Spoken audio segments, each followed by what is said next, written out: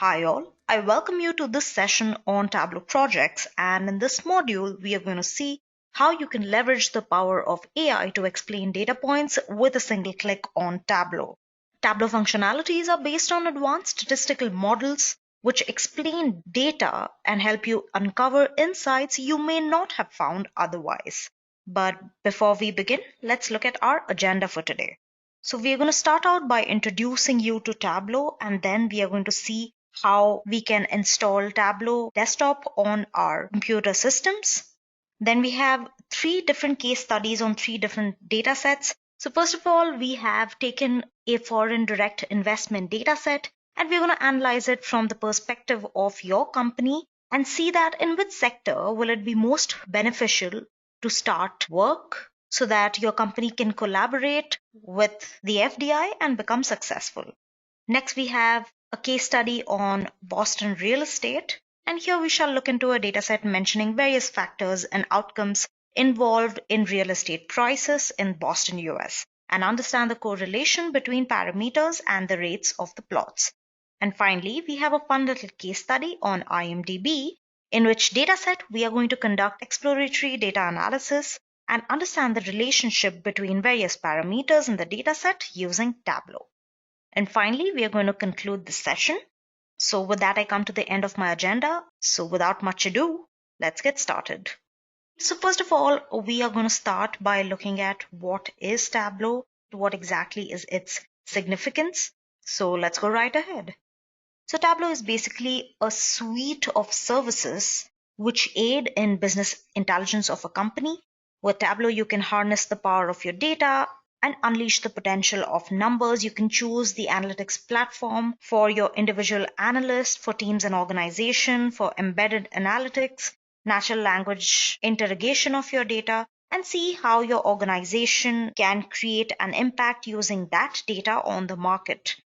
From connection to collaboration, Tableau is one of the most powerful, if not the most powerful, secure, and flexible end-to-end analytics platform for your data. It is designed for individuals as well as scaled for the enterprise. And it is not only a business intelligence tool, but it also turns your data into insights that drive action for your company. Now, Tableau has a couple of different functionalities. As I mentioned, it is a complete end-to-end solution for business intelligence. It has a Tableau Prep, which is built of two products, Prep Builder and Prep Conductor. Now, this is a personal data preparation tool that empowers the user with the ability to cleanse, aggregate, merge, or otherwise prepare their data for analysis in Tableau. Then you have Tableau Desktop, which can basically extract massive data offline or from the web and bring it into the memory of your system for limitless exploration in seconds. It is a data visualization tool that helps you get actionable insights out of your data really quickly. And then you can share your insights using the Tableau server or Tableau Online, which is essentially an online hosting platform to hold all your data workbooks, data sources, and more. Now, moving on, let's discuss a couple prerequisites so that you can follow through with this session. You have to make sure that a version of Tableau Desktop is downloaded and installed in your PC or laptop or your system, whatever you're using right now. So for me, especially, I am using the Tableau Desktop public version, which is the free version of Tableau Desktop. It basically has all the functionalities you have for Tableau Desktop, the paid version, but it comes for free and you can easily create stunning interactive visualization on this platform without any coding. You can explore and interact with the most extensive library of data visualizations in the world with over 1 million user-generated possibilities as well. Now, to download and install the Tableau Desktop Public, you have to first log on to the Tableau Public official website. So first of all, on your web browser, you will have to log in to public.tableau.com and you will be met with a web page like so. All you need to do is enter your email address, use your work email address, and then click on download the app button, which is this big orange button right here. Now this will start downloading the exe file, for Windows by default because I'm using a Windows PC. And you can see the downloading process in the bottom left corner of your website, which is right here. Now this is going to take some time, so kindly be patient.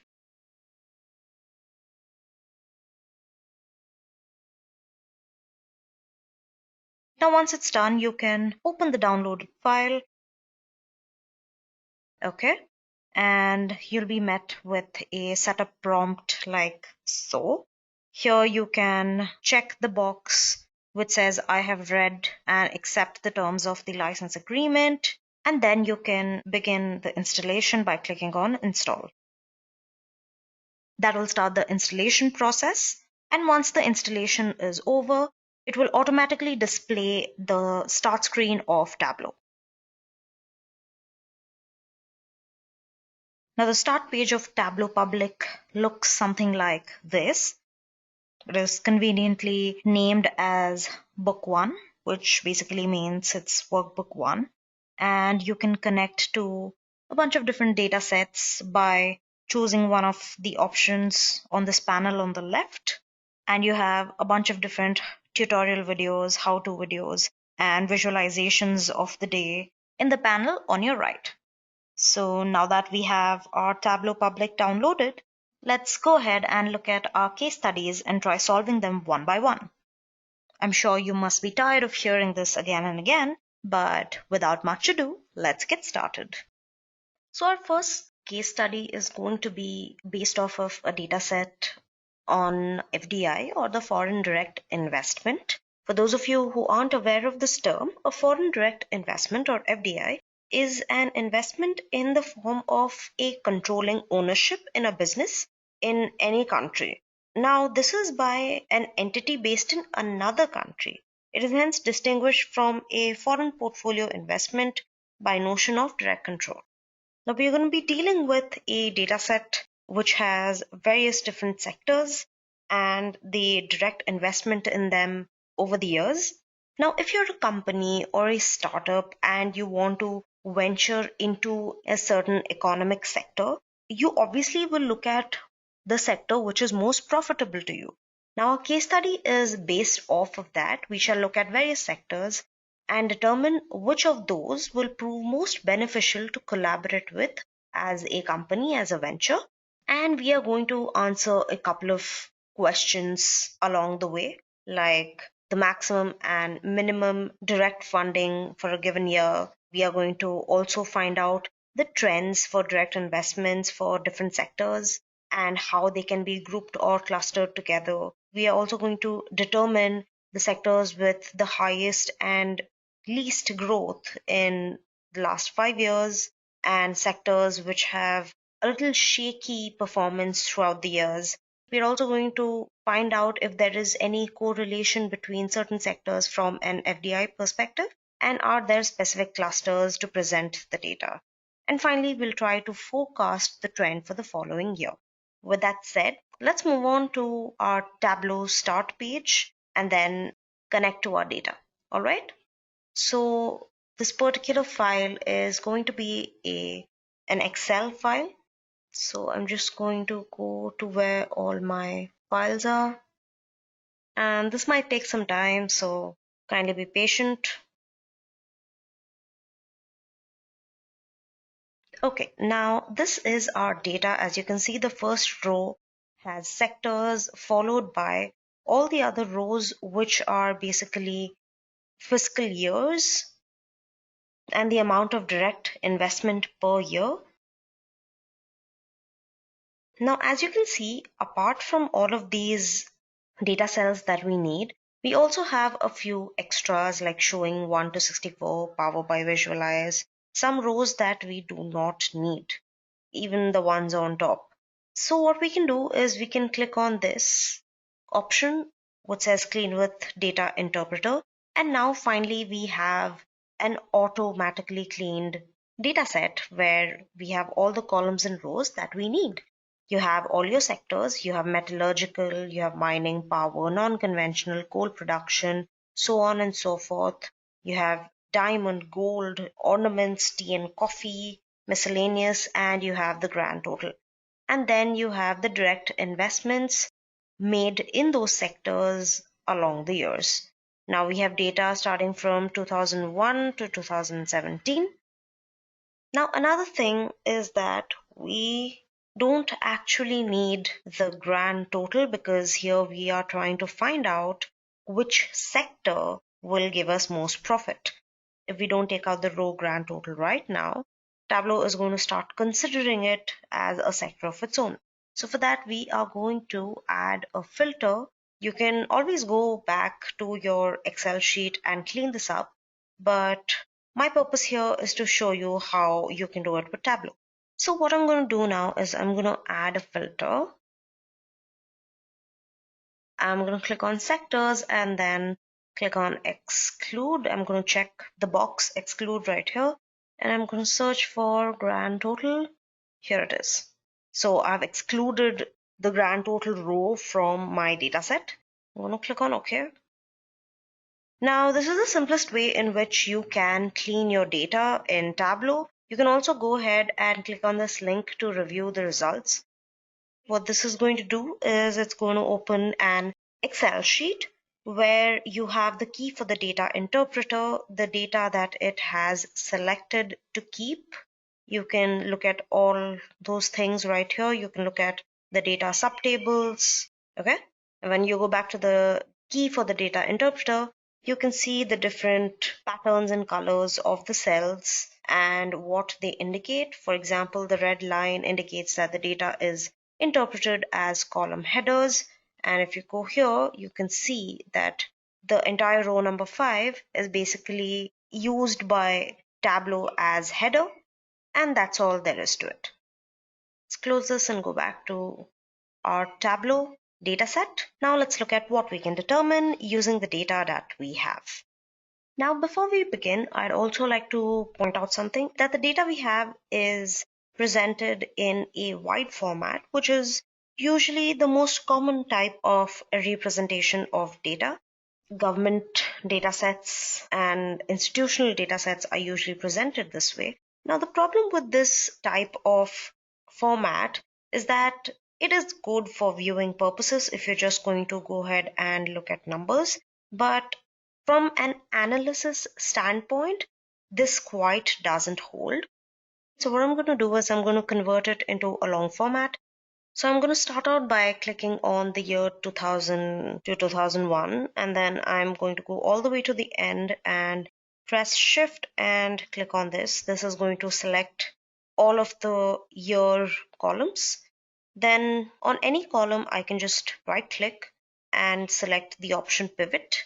And as a result of that, we have 3 rows. Now what I'm going to do is the sector remains sector. Pivot field names I'm going to rename into year, and the pivot field values I'm going to rename into FDI.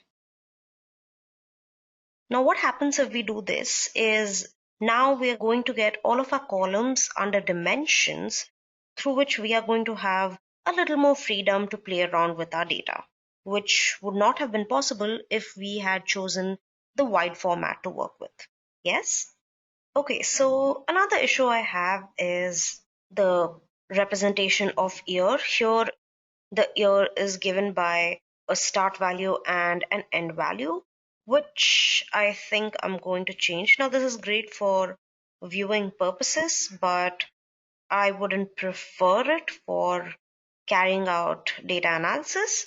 Now, this might differ from case to case, and you might feel differently. There's nothing wrong with this. It's perfectly fine. It's just not in a way in which I would prefer it. So what I'm going to do is I'm going to add a calculated field. Since we've already named it year, I'm just going to call it fiscal year or financial year. You can also call it FY.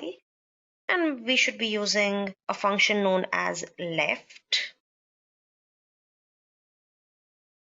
So I'm going to put in year, comma 4, and at the bottom it is going to show the calculation is valid. So basically what I did was I'm excluding all characters from the left after the 4th space.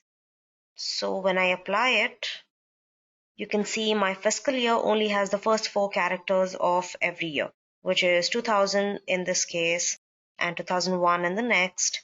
And now I have no use for this particular column, which is the regular year column. So I'm just going to hide the column. Now I have all 3 of my columns ready to go, and I think I'm pretty satisfied with my data. With that, I'm going to move on to my worksheet. I can see all of my dimensions and measures here on the left in the data pane. Now, for those of you who are new to this is what a Tableau worksheet looks like. On the left, you have all your data in the form of dimensions and measures. We're going to play around with that. And then you have a couple shelves having rows and columns, which is exactly how it is in Microsoft Excel, except for here, you can be pretty specific and drag your dimensions or measures into rows and columns, and your rows and columns are going to change from context to context. Then this is our canvas. This is where the visualizations are going to be viewed. And on the left, you have pages, filters, and marks. Now, these are the cards which are going to help us create more intuitive visualizations out of the ones we already have. On the right top corner, you have the show me option, and right now you can see a couple of grayed out visualizations. But once you have data appropriately input into the rows and column shelves, it's automatically going to highlight the graphs that you can make out of it. So yeah, with that, we can get started. Right now, I am going to go back into my presentation, and here you can see that I have already figured out a couple of questions that we are going to answer through this exercise. So first, let's focus on the first 2 questions, which is determining which sectors receive the maximum direct funding or the minimum direct funding for a given year. Both of them are questions of the same nature. So let's go ahead and find out. So basically now what I'm going to do is I am going to drag my sector dimension into rows right here. And you can see that all of this has been arranged in alphabetical order. It's not in the order that was presented to us in our data set. Yeah. Then what we're going to do is we're going to get our FDI value and drag it to our table. If you hover on the table, you can get the various FDI values. Now, all of these values are in crores because this is based off of India. For people who are based outside of India, 1 crore is basically 10 million. So you can go ahead and do the math. So the question said we needed to find out the maximum and minimum values for a given year.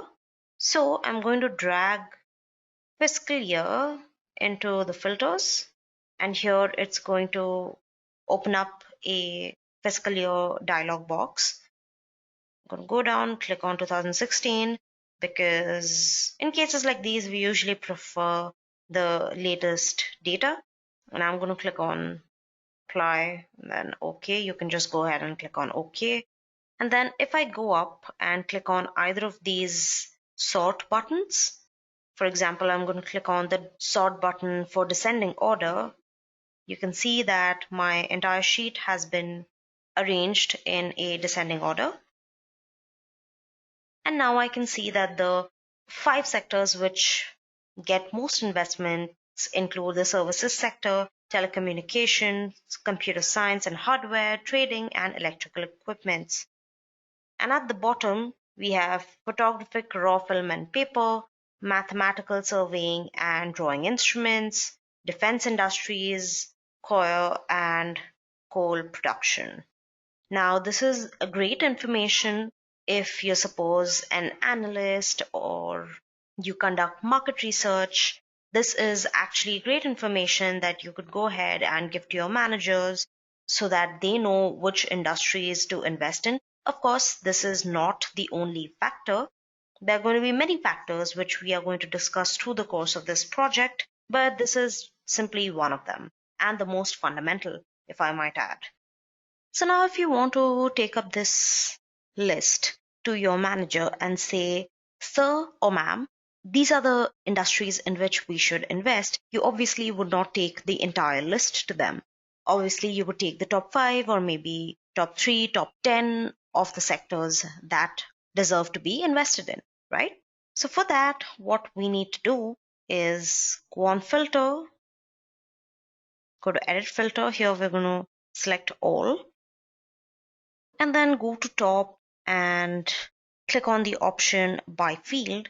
As you can see, it says top and then it says 10. I am going to change this to top 5 and change the sum to maximum. And I'm going to apply that value and click on OK. Now, you might have noticed that the order of the sectors has changed, and that's only because we have selected all the years instead of just 2016, which was previously selected. So you will see right now that the top 5 is not being filtered out.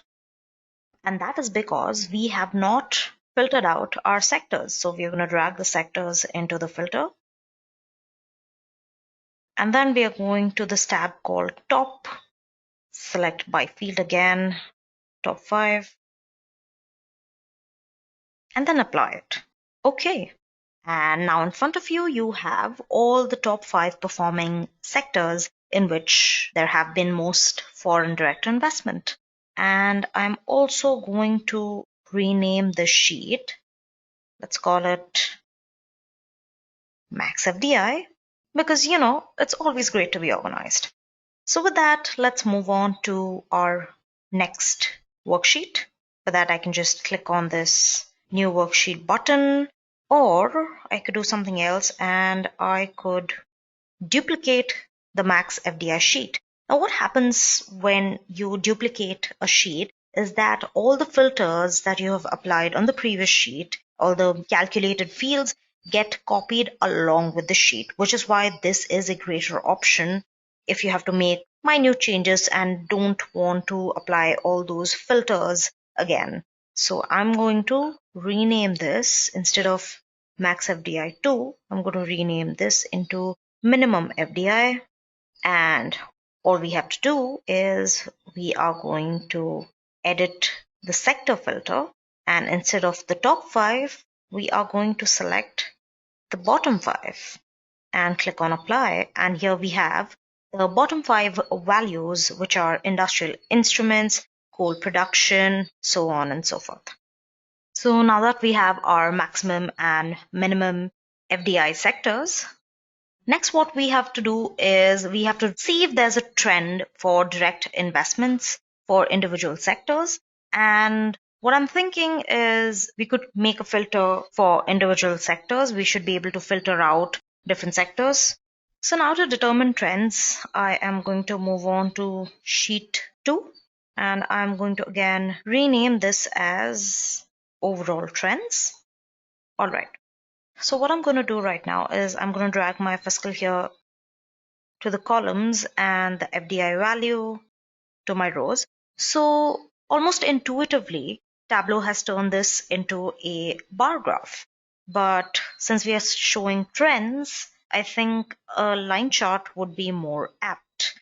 But if I drag down here to the line chart, either of the line charts, it basically says it needs one date. Here at the bottom, you will see requirements for a chart. So if I hover on line chart, you can see for lines continuous, try one date, 0 or more dimensions, 1 or more measures. Now we already have our date, so why aren't we getting the line chart option? Now majorly because our fiscal here has been imported as a text format. So basically we're going to go on the drop down arrow, change data type and convert this into date. And the moment we convert it into a date, it automatically turns into a line chart almost instantly. And we get the trends from 2000 to 2016-17 with our line chart. And it's a clear indication of what has happened. This also might be the reason that sometimes you might have taken up the date as one of your columns, but you still don't get the option for a line chart. You can go ahead and check the data type in which your date column is imported. And if it's not date, you can turn it into date or datetime, and you will open up the option for a line chart. Now, what you can see right here is a couple of high points, 2008, 2011, and a couple of down points, which start at 2008, the downfall, and go down 2009 and 2010. And I think it's pretty obvious because 2008 and 9, the fiscal year of 8 and 9, was actually the year of the global economic crisis and global recession. So it makes a lot more sense if you think about it that way. And then it shot back up in the year 2011 and carried on to our current fiscal year, which has most FDI value, 2016 and 17. Now, if you wanted to make the chart a little more interesting, what we could do is we could bring down the FDI values and maybe drop it on label. This way we have labels on all of our data points, and you can see how the FDI values have changed over time. It started with some 2,400 crores, and now it's at 43,000, nearly 500 crores, or you could call it 435 billion. You can see all the trends changing overall, the highs, the lows, the little bit of recovery after the 2008 debacle here in 2011. With that, we have our overall trends. Moving on. So now if I go back and see what next, I see that we have to find out the overall trend for individual sectors. So for that, we obviously have to use a filter. Let's go back and finish what we started in the overall trends. So putting up a filter is pretty simple. You can either drag your sector dimension into filters, and you will get a filter based off of sectors. Then you can select all, apply, click OK, and then you can right click on the blue pill which says sector and click on show filter. Then it'll show the sector on the right. Or you can simply click on the dimension sector, right click, and use show filter. Then if I clear all the check marks, I can just go on individual sectors and see how they have performed throughout the years. Let's take education, for example. As you can see, there has been great investment in education in the year 2013, closely followed by 2015 and 2008. But since we have applied this filter, this particular line chart type is kind of odd to be looking at. So what you can do is you can click on path in the marks card and select the kind of line you want in your line chart. So one of the options is this jump line chart, but what I really like is the step line chart. Here you can see individual rises and falls of every sector that you choose. If I cut out on education and I click on the search button here and select maybe railway, even railway has seen massive growth between the years 2013 and 14. I wonder what happened. Was it the year of the election? Was it the year after? I am quite leaning towards a change in political parties in power. If you guys know what happened in 2013 which affected this change, do let me know in the comment section below. Maybe let's try food. Click on food processing industry again. Between the year 2013 and 14, you can see a massive growth in the investment in the food processing industries. And with that, I go back to my general line graph. I think I'm going to keep it this way because I quite like the whole step line graph. It will also look good on my dashboard, I think. Okay, so now let's go back to our presentation and see what do we have to do next. So the next actionable item is to group certain sectors together based on similarities. So I'm going to go on to sheet 4 and I'm going to get all sectors here. If I right click on the sector pill in the dimensions, you can see the create option where you get options like calculated field, groups, and sets. I'm going to create a group, and here I'm going to find similar looking groups and group them into a single group. So I'm going to group agricultural machinery and agricultural services into one. I'm just going to call it agriculture. And similarly, I'm going to make a couple more groups just to show you guys.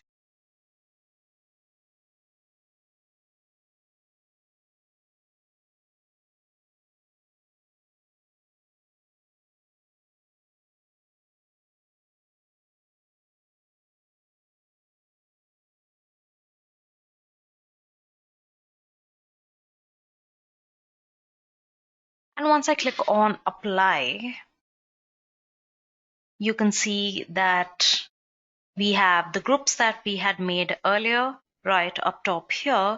And if we bring our FDI values, we have combined values from all the sectors that are present in one single group. And that's as simple as it is.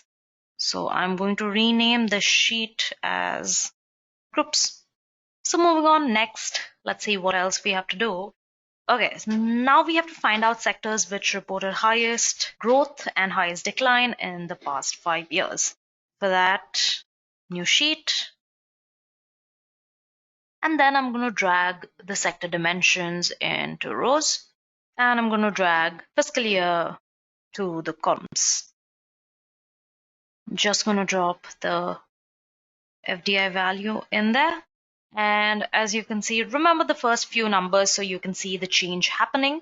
What I'm going to do is I am going to change the measure from sum.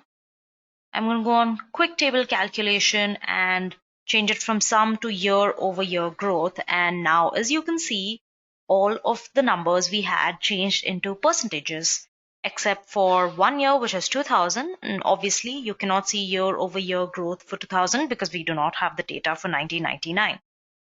So now we're going to drag our fiscal year into filters.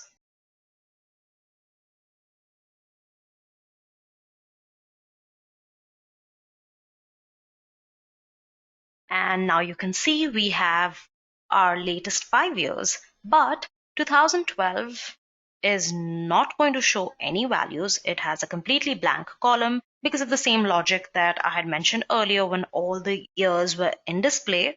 Because we filtered out all the years before 2012, by that comparison has no year-on-year growth. So we are going to change the top 5 into top 6. So we actually get our top 5. And voila, we have 2012 through 2016, and we have the latest years. And now what I'm going to do is I'm going to click on this row, 2016, and sort everything in a descending order so we can get our top 5, which is glue and gelatin, cement and gypsum, scientific instruments, electrical instruments, and telecommunication, which are giving us the most year-on-year profit. And then I select this filter and go on top 5, and this displays my top 5. Now that we have our top 5, let's duplicate this so we can find out our highest decline, in which case I am going to change this filter, edit the filter, and instead of top, I'm going to go for bottom 5 and apply. And as you see, the bottom 5 sectors are defense, photography, mathematical and surveillance, choir, and coal production. What happened? Defense industries in 2016, almost a negative 100% growth. It's kind of a shame. People, please go join the defense. I could if I would, but I can't. But you guys can. So go give the direct investment something to invest in the defense. So with that, we have our highest growth sectors and our highest decline sectors. So next, as far as I can remember, we had to show maximum variance. For this, I am going to rename the sheet. I'm going to call it variation. And one of my favorite charts to do that, to show variation, is this box and whiskers plot. I can never remember the name. So what I'm going to do is I'm going to drag sectors to columns and FDI values into rows.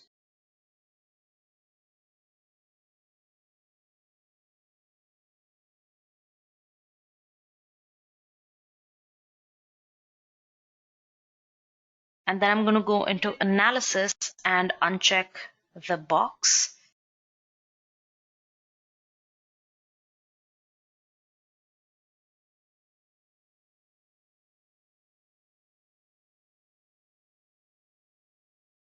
Okay, so I basically switched them up. I kind of like this view better. Then what I'm going to do is I am going to arrange this in a descending order. Here, if I hover over a certain box, I can see the upper whisker, upper hinge, median, lower hinge, and the lower whisker, which obviously clearly is a lot for the services sector. But I'd like to point out something more interesting. If you see the second and third boxes, now the second box has an upper whisker of 2613 and the median is 872. The third one, which is constructional development, clearly has a higher upper whisker, but the median is lesser than that of computer softwares, which is actually why it comes on number 3 and not on number 2. And things like that are what make these statistical graphs more interesting. These are also called the 5-point graphs, basically because they give you 5 points from a separate sector or factor or whatever your data is. So we have our maximum variation, which is the services sector, and the minimum variation, which is this COIR or QA or however it is pronounced. I don't know. This is a Tableau video. Moving on. So next we are going to find out what is the proportion of investments between sectors from the FDI's perspective. For that, very simple, we are going to have a tree map.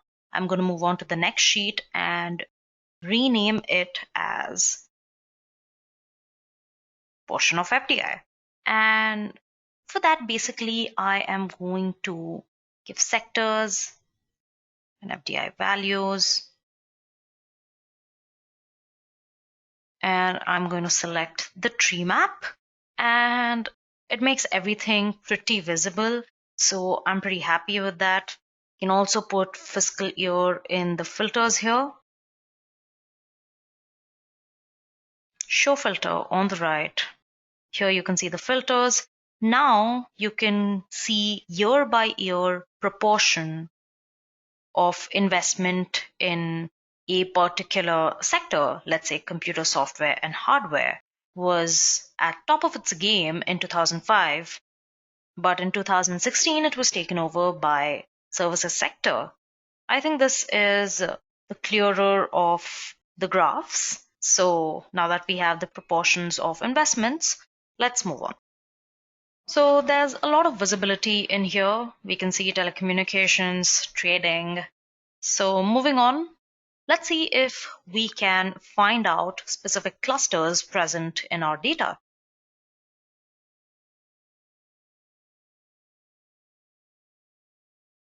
For that, I'll bring in the sectors.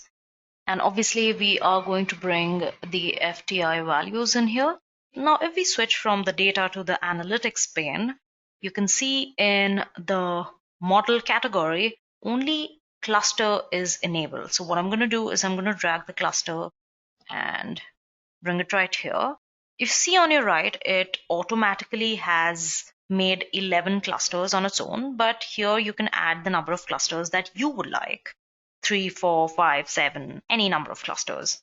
But simply put, this is basically going to categorize all of your sectors based on similar properties. So now we are going to close this, and you can see from our data, Tableau has picked out 11 clusters. That means all of our, I think, 100 or something, nearly 100 sectors can be categorized into 11 different clusters based on their similarities and how they attract their direct investment. And the values are color coded according to the clusters. But this is going to take me a lot of hard work to sift through, and I can't even imagine showing this to somebody else, for example, my manager or stakeholders of the company. So what I'm going to do is I'm going to click on the Show Me tab again, and at the bottom I have Packed Bubble Chart. I'm going to select that, and this makes it way more visually appealing. We can see how many of our sectors are colored in the same color, which represents the cluster they are in. You can see that cluster 9 and cluster 11 have just one sector each, while cluster 5 includes computer hardware, construction development, and telecommunications. It's pretty self-explanatory. I think we can also filter out the clusters. Let's see, what is cluster 9? Cluster 9 is the power sector. Pretty understandable, isn't it? And cluster 11 is the automobile industry. Yes, again, pretty understandable. Now, finally, we have to forecast the trend for the following year. And for that, we are again going to open up a new sheet. I'm going to name it Trend Forecast. So again, for the last time, I am going to get my fiscal year to the columns and FDI values to the rows, and it automatically within a matter of seconds turns into a line chart. So if I go into the analytics pane again and click on forecast and I drag it to my canvas, it almost intuitively, immediately gives me a forecast for the year 2017. The end of year 2016, it says the value is going to drop to 39,000, and in 2017 it's going to be 41, and 2018 it's going to be 44,000. Now this is just an estimate with the upper limit and lower limit grayed out in a lighter blue shade for the next 2 years.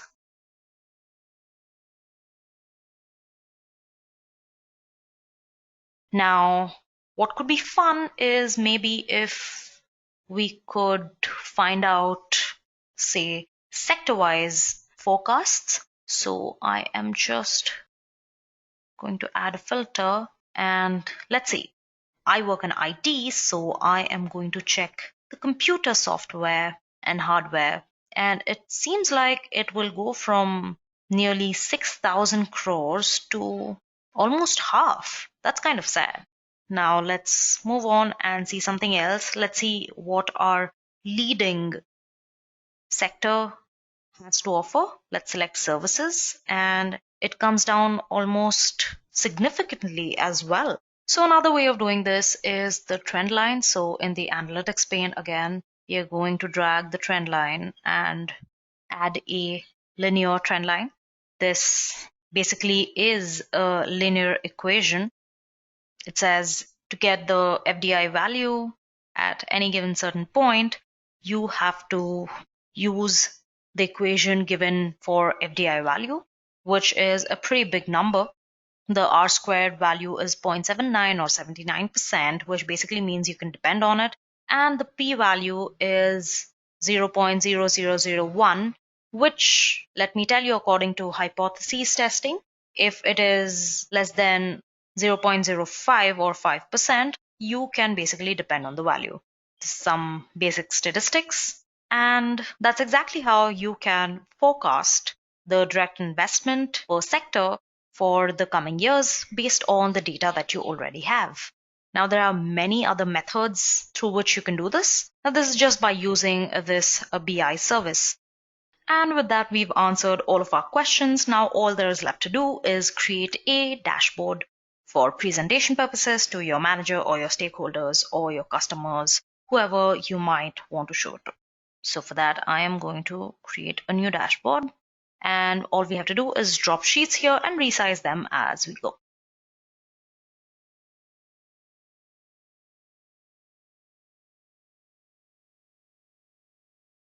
All right, with that, we have our dashboard. This is our page 1. I've added a text box here, which gives us the name of our overall workbook. I've named it Insights on FDI Data. You can name it however you like. We have the proportion of FDI, the clusters, the trend forecast, and on page 2, we have our overall trends with highest growth and decline. We have individual filters on each of the pages and individual cluster filters on page 1 with indicators of the forecast here as well. With that, we come to the end of our FDI case study. With that, our project 1. Let's move on to see which case study do we have next. Now for our second case study, I have a data set of the Boston real estate. Now, this was a data set which was taken maybe in the 1960s to see how different factors, different parameters are involved in the real estate prices in Boston, and understand the correlation between various parameters with each other. Through this exercise, we will try to find out how crime affects the price of real estate, how is the age of the building or the proportion of owner occupied and establishing building affect the price of the estate, how are number of rooms related with the price of the flat you take, and how these rates vary in time. Basically, we are going to create a couple of KPIs which are going to help us make a decision regarding purchasing a plot in said real estate. So without much ado, let's move on to our Tableau desktop. Here I have already connected to the data. It is a CSV file. And here you can see all the different variables, all the different columns which have different parameters. We have crime rate, we have the NOx rate, we have age of the buildings, we have tax, we have the pupil teacher ratio, we have the proportion of lower income class people living in a certain area. And finally, we have the median price of said plot. So we are basically going to find out how do people in the industry determine the prices of a certain plot in Boston. Pretty simple. So with that, I'm going to move on to the first sheet. You can see all your variables, all your measures here on the left as usual. So on sheet number 1, I'm not going to create any visualizations. I'm going to start out with clarifying all the variables and what they mean. And I'm going to put it up clearly here in place of its sheet name text. And I'm also going to rename this sheet to variables. So because I know all the names of columns are not very clear, here I've put them up clearly. Okay, let me just quickly put in some.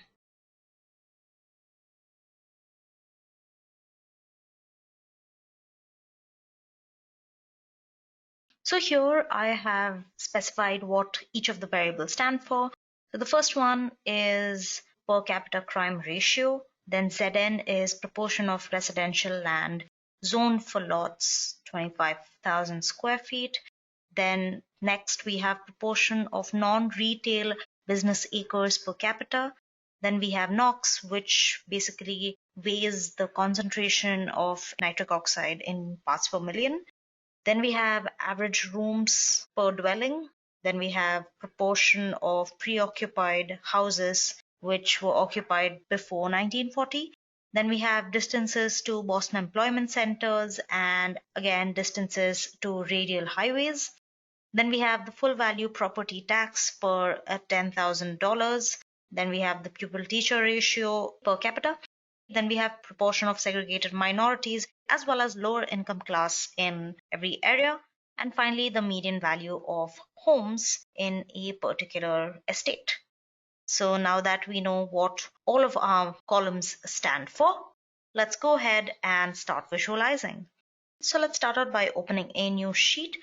So first I'm going to bring in the price or the median value. into rows, and then let's see its relationship with crime.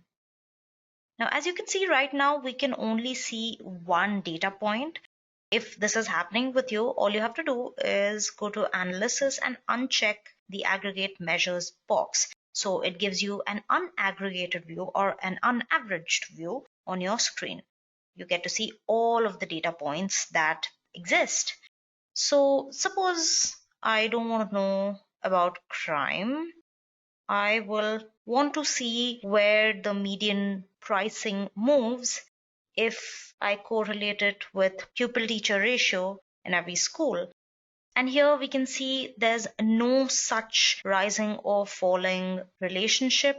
Let's try something else. Let's bring taxes.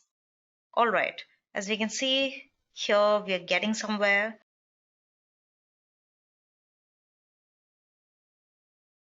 So once we have our average number of rooms per dwelling, we can see that it shares a positive relationship with the median pricing.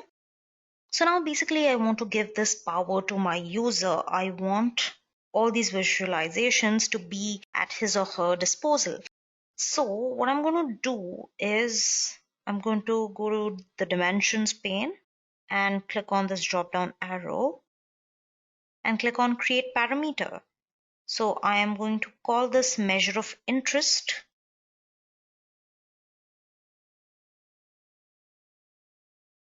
And keep the data type as string. Click on list. And I'm just going to add as I go, but currently I am just going to put in some of the main measures. So let's see: age, crime, average number of rooms, tax, nitrous oxide, teacher ratio, and like radial connectivity. That's very important.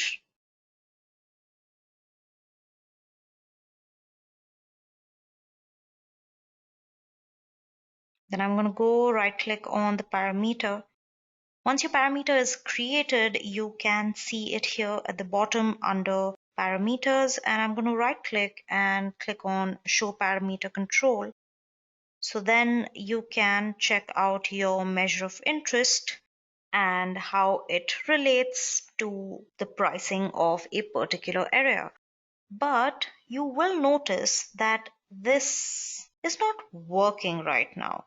And that is because we have forgotten to establish a connection between said measure of interest with the pricing. So again, we go to dimensions and we click on this arrow and create a calculated field. We'll just call it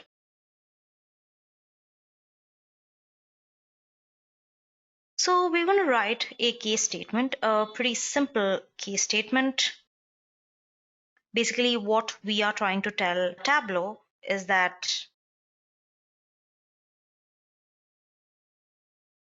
when we are selecting a certain option,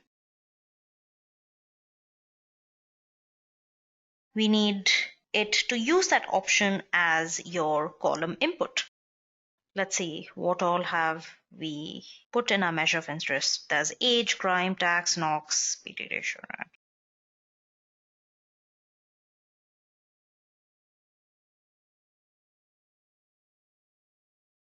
And finally, we are going to end it with an end statement and apply it. Here on the left under measures, you can see measure of interest, which is our dynamic measure.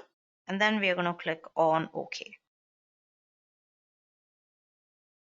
Then we're going to switch out this column from rooms to measure of interest. Remove this. And then we're going to see if our pricing is in average. So for these kind of analysis, usually your pricing needs to be an average. Everything else also needs to be an average. And that's it. Now let's see how tax affects your pricing, followed by crime affecting your pricing. As you can see, where there is zero crime, the prices are really, really high, which is very obvious. And here is the radial distance to your highway, pupil-teacher ratio, which is kind of more evenly distributed along the canvas. And that is how you create a dynamic measure to determine the effect of various parameters on the pricing of a certain plot. Now that answers the first few questions in our case study. Next, we are going to see how do rates fluctuate based on the crime rate in an area. So here I'm going to introduce you to something known as bins, where basically you are going to create bins of say 3 or 4. You're going to club 2, 3 numbers together, create categories basically. So here I'm going to introduce you to something known as bins. Bins are nothing but ranges. Suppose your crime index is on a scale of 10. You can club the first 3 together, then the next 3, like 0 to 3 together, 3 to 6 together, 6 to 9 together. That's how you're supposed to read bins. So here is the green pill, the crime pill. I'm going to right click, go to the create option, and then bins. As you can see, it automatically suggests bin size as 3.3. I am going to keep it as just 3. Then OK. And right up in the dimensions, you can see that the crime bin has been created. So I'm going to bring this to the columns and then put in the price for rows. And it automatically brings me this bar graph. But here is one column with null value. So we are just going to exclude it. Yeah. But I'm still not happy with the representation. So instead of this, I'm going to change it into a box and whiskers plot. I'm going to make a few changes, bring this right here. But as you can see, this does not open up. So if you face a situation like this, so you can basically go up to the median pill and select dimensions. And that will give you the proper cats and whiskers or the 5-point plot. And it happens so because dimensions, this option that we selected, the dimension option basically brings out all the points, whereas a measure aggregates all the points to one. Yes? Now you see the median price of an area which lies in the crime index 0 to 3 is as high as $23,000. And here are a couple outliers which go even higher, and the highest price somebody is ready to pay is $50,000. And this just gets lower and lower as crime increases, and you can see there's a direct relationship between crime and pricing of a certain plot. And you can do this with all the other measures that there are, but crime rate or crime index is a really important parameter for people to choose a locality in which they want to live. So now let's go ahead and add a few metrics to this workbook. So for the KPI, I am going to drag out the measure names pill here and then maybe the measure values. This immediately gives me a bar chart, which is okay, but I don't think it's an apt way of representing this data. So I am going to convert it into a metric form, a table form. Also, for the sake of creating a dashboard later on, I am going to swap out the rows and the columns, and this gives me a swapped version of the previous metric chart, and I can choose to pick as many or as few of the parameters to display in my dashboard. Also, it doesn't really make any sense that all the measure values are there in our sum form, so I am going to convert them into average. You can see all your metrics change. This makes more sense. I'm not interested in all the measure values, so here I'm going to keep only my top 5 measure values, which I think is relevant if I had to pick a house. So age of occupancy is really important. Rest. This I'm going to remove. Crime distance. The dynamic measure also I'm going to remove.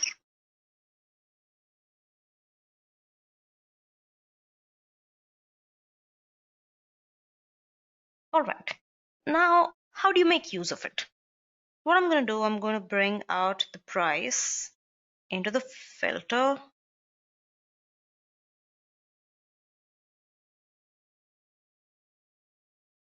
And hence you can see all the values, pricing. Suppose I'm interested in a house between 15 and 25,000.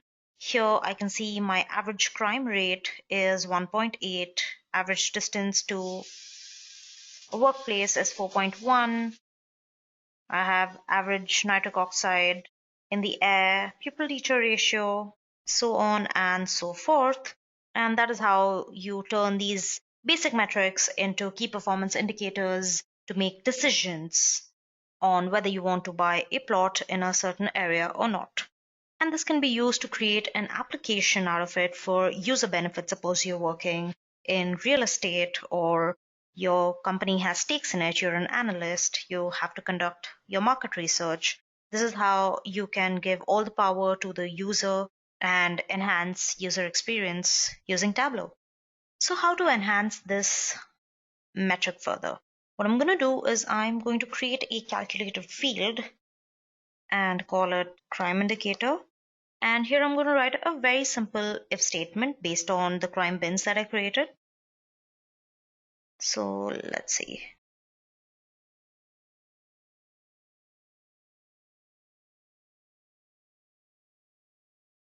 Crime is less than equal to 3, then it's going to display low.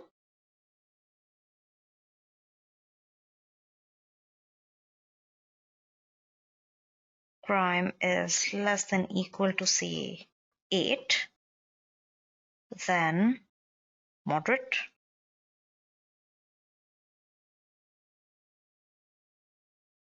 Is equal to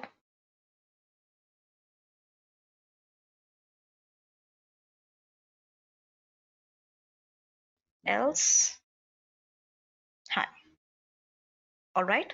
So now we have our crime indicator. This makes it easier for your viewer and enhances user interaction with this particular application. It also makes it easier for people to read out rather than looking at lots and lots of numbers on your table. So I'm just going to apply it and click on OK. So for this to show, I'm going to open a new sheet. So I'm going to select this crime indicator and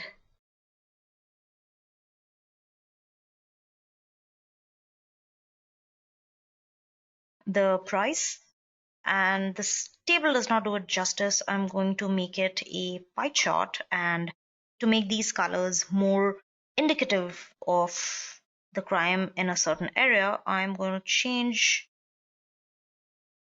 For high, I'm going to keep it red. For low, I'm going to keep it green, and for moderate, let's keep it yellow. Let's turn them into a complete traffic signal. I'm going to apply it, and as you can see it in the crime indicator box in the right.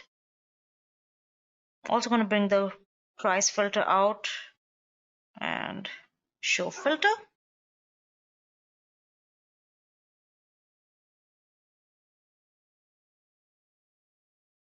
Okay, so now if I set up a range, say 15 to 25, you can hover over it and see the crime indicator for different median values.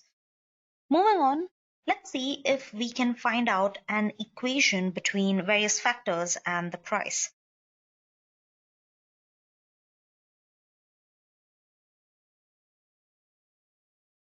Going on new sheet.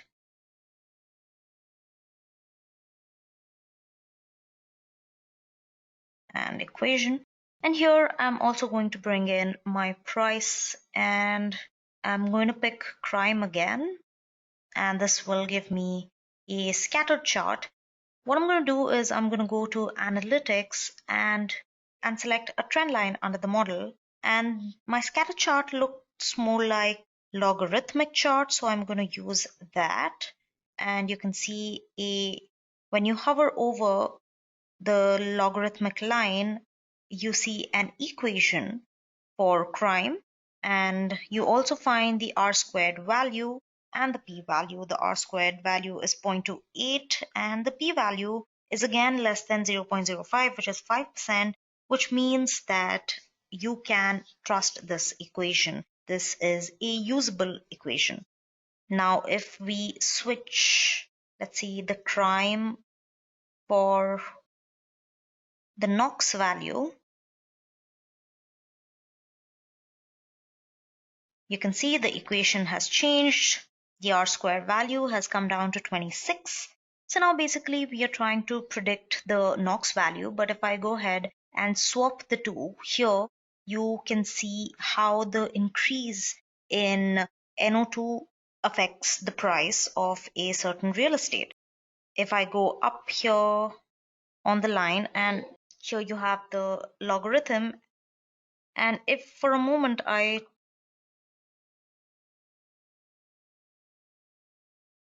change this into a linear model, you can see a formula for your price of a certain estate, which is minus 33.9161 times Knox plus your 41.34, which is nothing but an intercept, with your r-squared value at 0.18.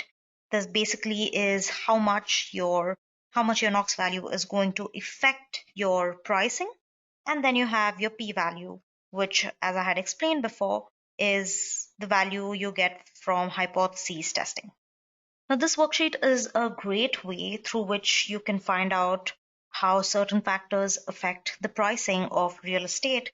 I have taken Boston, for example. You can pick any data set that you like. You have your equation for predicting price based on the Knox value. Your r-squared value is 0.18, which just means you can barely use this variable as a complete indicator for price. You have your crime indicators, you have your metrics for the 5 most important things people look at while determining the pricing of a certain real estate. You have your crime rate versus building pricing in boxes and whiskers plots. Here you have your dynamic measures affecting the price, and this is your personal help page for all the variables. All in all, this is a pretty useful method to make decisions by creating key performance indicators and dynamic measures. Let me go back and check if I have uncovered the entire case study, and I have. So to conclude, we basically studied a data set which had multiple factors affecting the prices and the outcomes of pricing on multiple parameters in a certain area. And we understood the correlation between parameters and its rates. With that, let's move on to our next case study. So the third and final case is based off of a data set on IMDb. Here we are going to conduct statistical data analysis or exploratory data analysis on the data set and understand the relationship between different parameters or factors in the data set. We have a couple of movie budget and revenue related questions, genre related questions. We also have a few correlation questions between the revenue generated by the movie versus its impact on social media. So, all in all, this is going to be not a step by step kind of a solving like we did for the 2 previous case studies. This is going to be focused more on the implementation side. It's going to be slightly more fast paced since we have already done like a step by step in the previous 2 case studies. I would assume it's safe to be presumptuous about you guys being able to catch up. So let's get started. So here's my data set. We have color or no color, director name, duration, Facebook like, names of all the actors, and if we go here, as you can see, all the movies have at least 2 or more genres separated by pipe separators. So we're going to right click and click on split. So now basically all the genre has been split into 3 different columns. But if you want more columns, you can just right click on either of these and select custom split. So I'm going to hide the genre. Here you have a few numbers from Facebook, the IMDb link, country of production, budget, so on and so forth. So let's look at our first question. Is there a relationship between movie budget and revenue? So we're going to start out with sheet 1. So normally we would assume that a high budget movies generally make higher revenues, but we can be proved totally wrong through this analysis. So let's go ahead and check it out. So let's go ahead and bring our gross versus budget. And here, as you can see, again, it's showing us only 1 point, which means we go to analysis and we uncheck the aggregate measures. But I still can't understand anything on the scatter plot because all of these points are so closely gelled in together. And we have a couple of outliers. We have 1 point which has a budget of, I don't know, 12 billion? Yeah, it's 12 billion, which I'm pretty sure might be a mistake on the typist's side, but maybe if I click on this and I go on detail,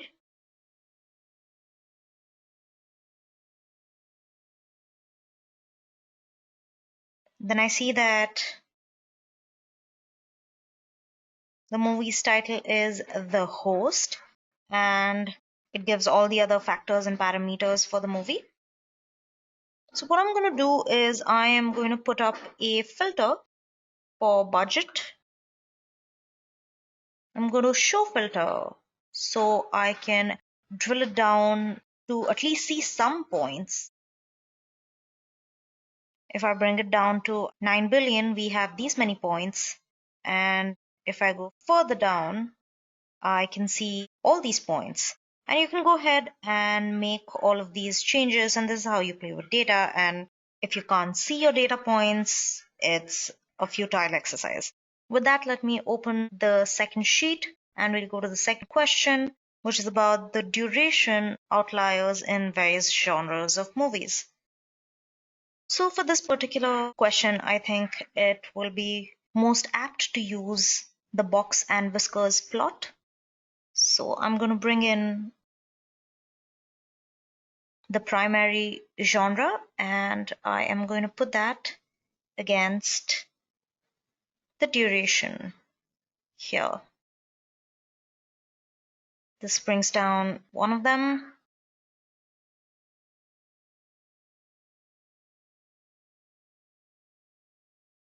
And as you can see, we see most number of outliers in the drama genre, but we have the most significant outliers in the crime genre, which let's see which movie this is.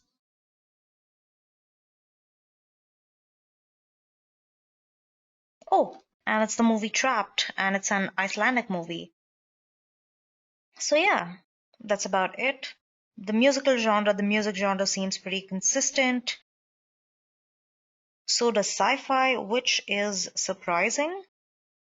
You can click on either of these points and check out which movies they are by clicking on view details and look up those links and download them and watch. Who knows? You might just have a movie night tonight.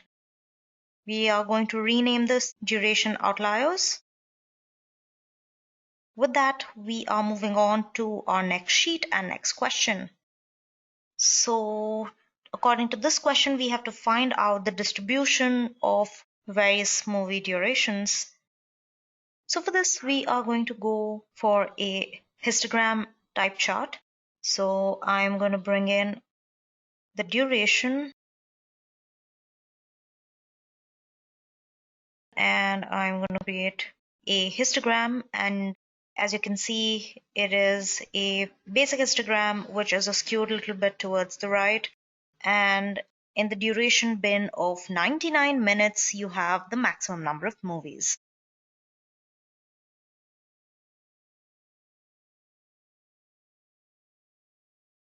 Moving on. Now we have a couple of questions on social media's impact on the performance of a movie. We have the relationship between Facebook likes and the impact of it on revenues. We have relationship between the likes and IMDb voting. So we're going to go ahead and try all of that. So first, let's create our Facebook versus revenue. So we are going to call this. So we have a couple different like bins. We have cast total like, we have director Facebook likes, we have the movie Facebook likes, and this is the one we will be needing.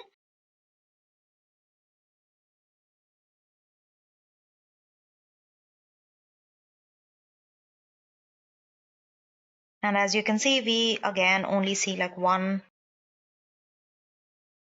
Yeah, and with this, you can see that there's actually a linear relationship between the gross revenue and the Facebook likes. Similarly, we had the question for Facebook versus IMDb voting. And we're going to do the same thing. We're going to go for the IMDb score as well as movie Facebook likes. And here we can see that the IMDb score actually affects the Facebook like. It's pretty linear till IMDb score 5, and then it goes up after 5 in a sort of polynomial like fashion. So if I can go on analytics and bring in a trend line,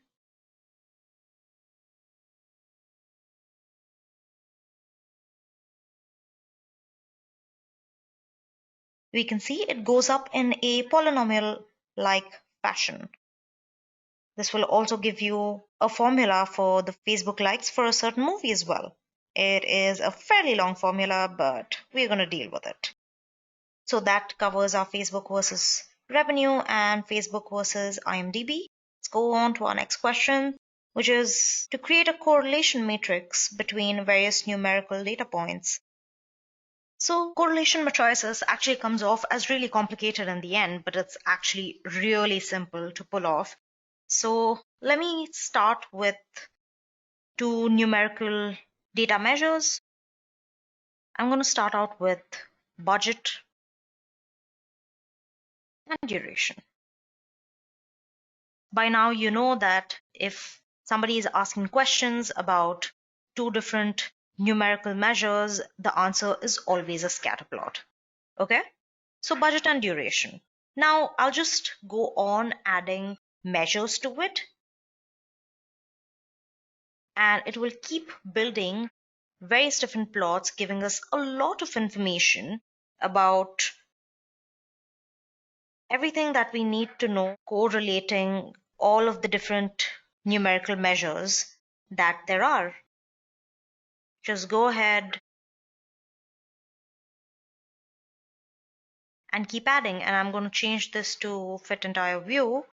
And all of a sudden, within a matter of 10 seconds, you have so much data, the correlation between duration, budget, gross revenue, the IMDb score, the Facebook movie likes with the duration, so on and so forth. You have so much information which is going to take you hours to make sense of. But what I had to show you is that within less than 10 seconds, we basically created this correlation matrix. Moving on, we have this is an interesting question. Is the genre budget changing with time? So what I'm going to do first for this is I'm going to search for the title year, and I'm going to change the data type into a date. Bring in the budget as well. And this automatically gives us a line chart. But this is for the entire budget. What we want is A, the average budget, and B, the budget per genre. So I am going to take the primary genre and I am going to put up a filter on the right. So we can see how the average budget has changed with respect to time for action genre or maybe animation genre. You have comedy, you have crime, you have documentary, you have neo-noir films, you have family, you have sci-fi movies, so on and so forth.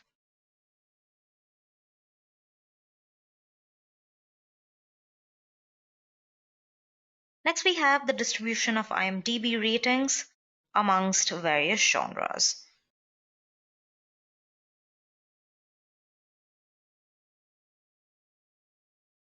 So what we're going to do is we are going to create a bin for the IMDb score.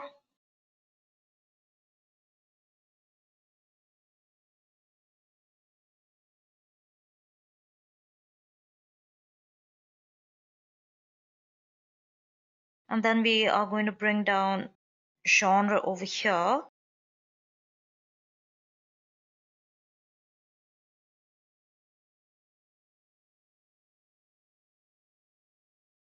All right. With that, we can see that action movies are leading the pack, followed by adventure, animation, biography, comedy, and crime in terms of IMDb ratings. Next, so what is the most revenue fetching category for a movie? So for this, we are going to do something very similar. So by category, we actually mean content rating. So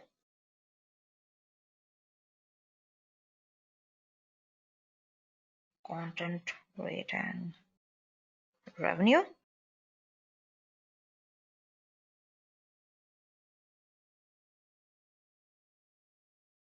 We're going to take content rating and cross.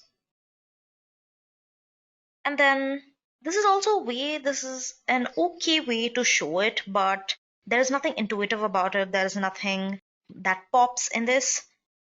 So what we're going to do is we're going to clear this out and we are going to go by year.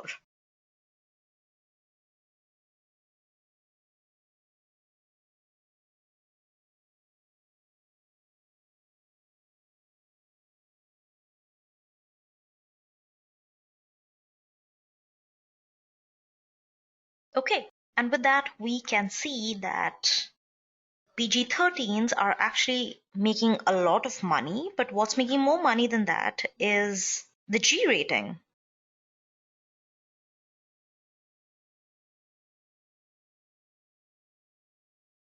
And with that, we arrive on our final question, which is to show Facebook ratings relationship with the movie rating.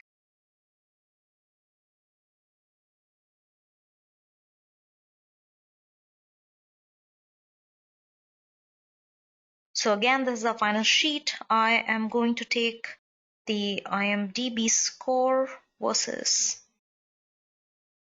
Facebook likes. And again, I hope this is coming back to you. Every time you have a question related to numerical measures, you are always going to go for a scatter plot. Let me show a trend line as well to show the positive trend. And it gives you a formula for movie likes. And we can actually duplicate this and then flip it over to again find a formula for IMDb score as well. And with that, we found out how various factors affect the budget and revenue of a movie. We have graphs for budget and revenues, duration, Facebook versus revenue, IMDb ratings, correlation matrices, the budget per genres, the IMDb ratings per genres, so on and so forth. And finally, we have a correlation between Facebook and IMDb and vice versa. You can go ahead and make a dashboard out of this, but this is all I had to show you. And this is just the tip of the iceberg of how you can explore data using Tableau. Remember, Tableau is a very powerful suite of services, and the more you work on it, the more you play with data, the more powerful a tool you will acquire through Tableau. I shall leave you with that thought. Thank you and have a great day.